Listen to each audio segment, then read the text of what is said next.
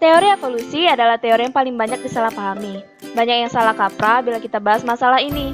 Misalnya, Darwin adalah penemu evolusi, padahal Darwin hanya mengemukakan teori evolusi berdasarkan seleksi alam. Sebelum penjelasan lebih lengkap, yuk simak pengertian evolusi.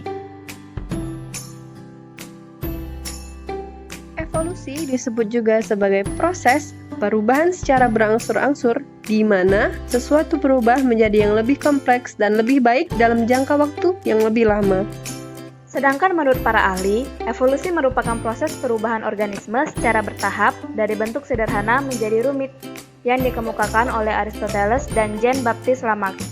Kemudian, evolusi juga merupakan proses perbedaan organisme karena adanya modifikasi dari nenek moyang, yang dikemukakan oleh Charles Darwin dan Alfred Russel Wallace. Lalu, evolusi merupakan proses adanya perubahan gen dan kromosom dari berbagai generasi, yang dikemukakan oleh Wilson dan Curtis Barnes.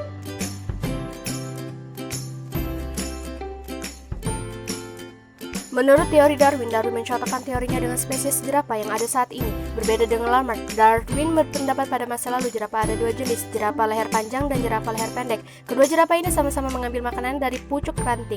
Lama-kelamaan daun yang berada di bagian bawah mulai habis dan tersisa daun di batang pohon yang tinggi. Apa akibatnya? Kedua spesies jerapah ini pun berkompetisi untuk mengambil daun tersebut, dan karena jerapah leher pendek kesulitan untuk menggapai daun tinggi, akhirnya spesies jerapah ini mati sehingga menyisakan spesies jerapah leher panjang, jerapah yang kita lihat saat ini. Menurut teori Lamarck memberikan contoh pada spesies jerapah. Lamarck berpendapat bahwa panjang leher jerapah yang kita lihat saat ini merupakan akibat dari adanya evolusi. Menurut Lamarck, di masa lalu jerapah hanya ada satu jenis, yaitu jerapah dengan leher pendek. Nah, karena makanan jerapah ini ada di pucuk daun yang tinggi, mau tidak mau jerapah harus berusaha untuk menggapai dedaunan tersebut. Jerapah pun menguatkan otot lehernya dan menggunakannya secara maksimal sehingga lehernya dapat menjadi panjang. Sifat jerapah berleher panjang ini pun diwariskan kepada keturunannya sehingga semua jerapah yang kita lihat saat ini berleher panjang.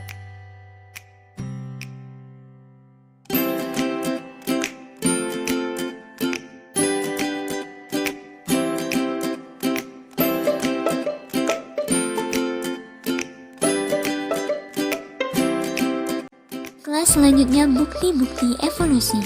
Yang pertama, peninggalan fosil di berbagai lapisan batuan bumi.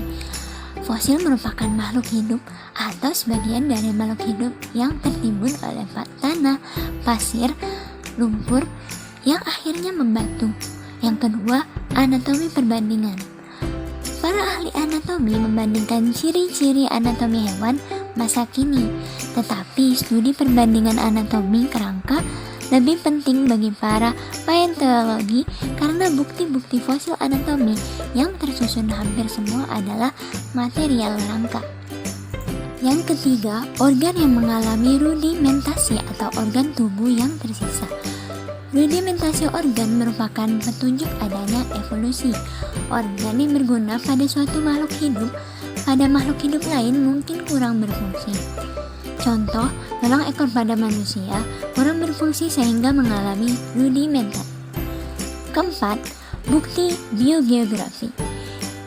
Biogeografi adalah mempelajari distribusi geografi dari tanaman dan hewan. Yang kelima, peristiwa domestikasi.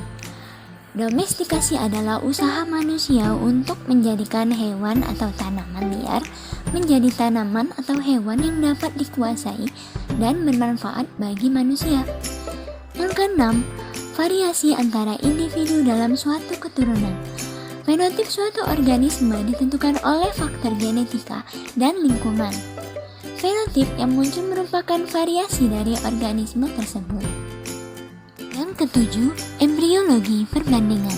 Mengenai perkembangan embrio, Carl von Baer menyatakan bahwa A. Sifat-sifat umum muncul paling awal, kemudian sifat khusus. B. Perkembangan dimulai dari yang umum sekali, kemudian kurang umum, dan akhirnya ke sifat-sifat yang lebih khusus. C. Hewan yang satu memisah secara progresif dari hewan yang lain. D.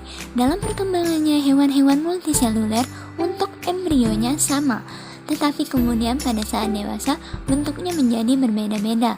Adanya persamaan perkembangan pada semua golongan vertebrata tersebut menunjukkan bahwa adanya hubungan kekerabatan. 8. Perbandingan fisiologi. Makhluk hidup mulai dari yang derajat terendah hingga ke derajat yang paling tinggi. Tubuhnya tersusun atas sel-sel. Yang ke-9, perbandingan genetika. Teori ini dipelopori oleh Georg Mendel. Ia mengemukakan teori genetika yang menyangkut adanya sejumlah sifat yang dikode oleh suatu macam gen. Yang ke-10, petunjuk secara biokimia. Kekerabatan antara berbagai jenis makhluk hidup dapat diuji secara biokimia. Salah satu percobaan biokimia yang dapat digunakan untuk mengetahui tingkat kekerabatan berbagai organisme adalah uji precipitin oleh Nathaniel. Dan yang ke-11, bukti molekuler. Evolusi molekuler merupakan proses evolusi yang terjadi pada skala DNA, RNA, dan protein.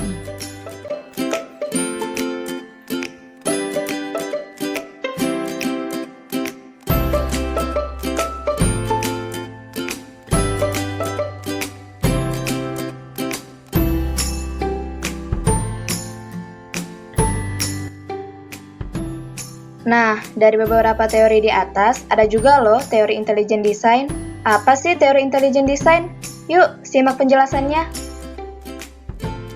Jadi, teori intelligent design atau perancangan cerdas adalah teori yang mengetengahkan bahwa kehidupan di bumi dan alam semesta secara umum memperhatikan sedemikian banyak keteraturan, kegunaan, dan perancangan, sehingga sudah pasti harus ada sang perancang di balik kemunculannya. Secara singkat, teori evolusi Darwin menyatakan bahwa hidup merupakan keturunan makhluk hidup sebelumnya yang secara terus-menerus beradaptasi dengan lingkungannya. Sedangkan teori intelligent design menyatakan bahwa makhluk hidup ada karena diciptakan oleh Tuhan, sang perancang alam semesta, dan bukan dari seleksi alam.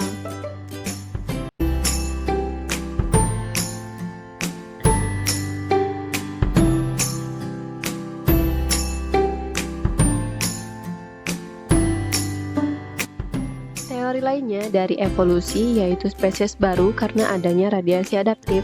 Nah, radiasi adaptif merupakan proses pembentukan spesies baru karena spesies yang menghadapi tantangan kondisi alam yang berbeda akhirnya melakukan adaptasi yang berbeda terhadap lingkungannya. Akibatnya, organisme berubah secara cepat menjadi beberapa bentuk baru. Organisme tersebut beradaptasi mengembangkan sifat-sifat yang berbeda. Contoh dari adanya radiasi adaptif yaitu perkembangan mamalia setelah kepunahan dinosaurus sekitar 65 juta tahun lalu akibat tabrakan meteor di bumi yang menyebabkan muncul banyak nike baru yang bisa dimasuki mamalia karena dinosaurus penguasa nike tersebut punah. Jika membahas tentang evolusi, terdapat juga beberapa hukum-hukum, diantaranya dikemukakan oleh Hardy dan Weinberg atau disebut juga sebagai hukum Hardy-Weinberg, yang menyatakan bahwa frekuensi alel dan frekuensi genotipe dalam suatu populasi akan tetap konstan, yakni berada dalam kesetimbangan dari suatu generasi ke generasi lainnya, kecuali apabila terdapat pengaruh-pengaruh tertentu yang mengganggu kesetimbangan tersebut.